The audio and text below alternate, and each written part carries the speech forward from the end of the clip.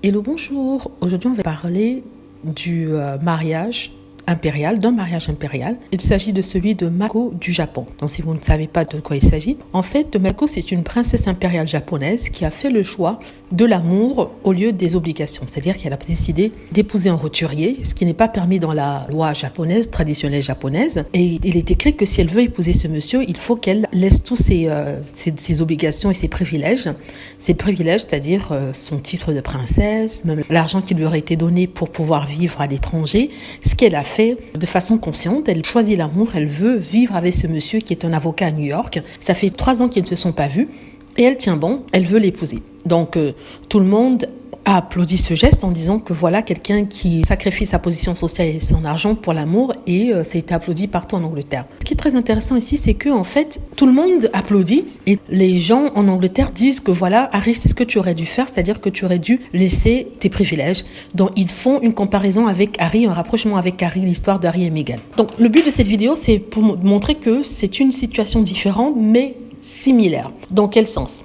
Donc, premièrement, différence dans le sens où Harry et Meghan n'ont pas eu de problème pour se marier. La famille royale était d'accord pour que le prince Harry épouse Meghan. La reine Elisabeth a donné son accord parce que de toute façon, ils ne pouvaient pas faire autrement. Au jour d'aujourd'hui, il n'était pas possible que la reine puisse dire non au mariage d'Harry et Meghan. Donc, ils ont accepté le mariage, sachant bien que ils allaient faire tout pour la faire fuir. Ça, c'est le premier point. Le deuxième point est le suivant.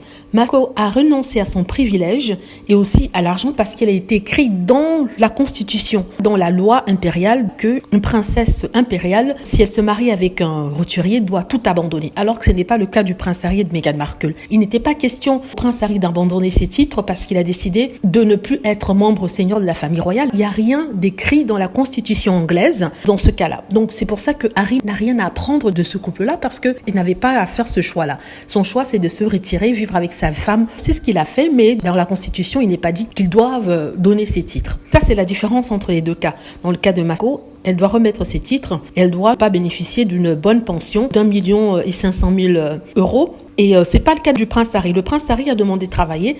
Il ne touche rien de la couronne royale.